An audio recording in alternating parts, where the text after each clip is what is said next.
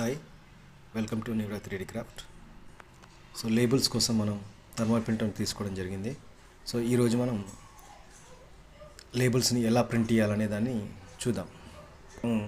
ప్రింటర్ని ఒకసారి ఓవర్వ్యూ చూద్దాం. So printer ఇదండి, కాంపాక్ట్ ప్రింటర్. సో దీనికి మనం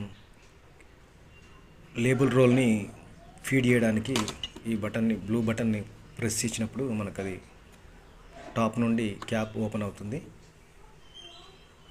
మనకి థర్మల్ లేబుల్ రోల్ ఇలా ఉంటుందండి. దాన్ని మనం లోపల ఇన్సెర్ట్ చేయాల్సి ఉంటుంది. సో ఇన్సెర్ట్ చేశాక మనం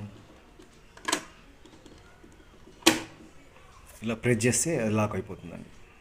సో ఇంతే లేబుల్ని ఇన్సెర్ట్ చేయడం. సో ఇప్పుడు మనం ఒకసారి ఆన్ చేసి చూద్దాం. ఒక 2-3 సెకండ్స్ ప్రెస్ చేసి పట్టుకున్నట్టయితే మనకు ఇది బూటింగ్ అవ్వడం స్టార్ట్ అవుతుందండి. సో ఇంతే అండి, ప్రింటర్ ఆన్ అయిపోయింది, రెడీ టు ప్రింట్ అండి.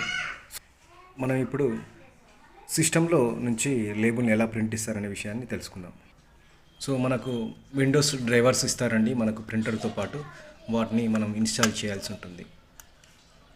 ఈ విండో డ్రైవర్స్ అండి, దీన్ని మనం ఇన్స్టాల్ చేసాము. ఇప్పుడు డైరెక్ట్ మనం ఒకటి మీషో లేబుల్ని ప్రింట్ ఇచ్చి చూద్దాం.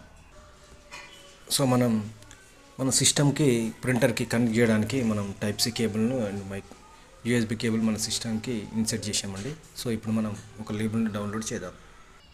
ఇప్పుడు మనం లేబుల్ కూడా డౌన్లోడ్ చేయడం జరిగిందండి. అయితే మనకి ఇక్కడ డైరెక్ట్ ప్రింట్ ఇవ్వడానికి ఉండదండి. సో దీన్ని మనం క్రాప్ చేసుకోవాల్సి వస్తుంది,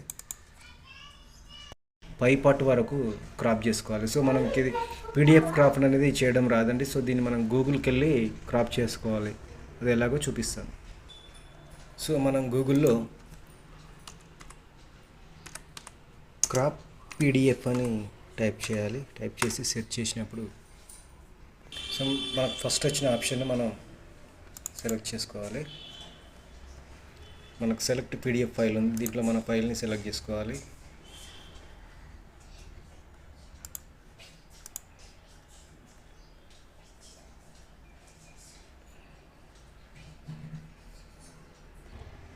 సో ఇట్లా వచ్చిందని మనం జస్ట్ డ్రాగ్ చేసి మనకు కావాల్సిన దాన్ని మనం సెలెక్ట్ చేసుకోవాలి.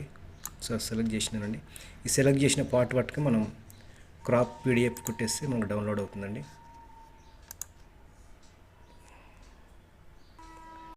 ఫ్రెండ్స్, లేబుల్ని ఇలా క్రాప్ చేసుకున్న తర్వాత మనం ప్రింట్ ఆప్షన్ ప్రెస్ చేయాల్సింది. తర్వాత ప్రింట్ ఇచ్చుకోవడం.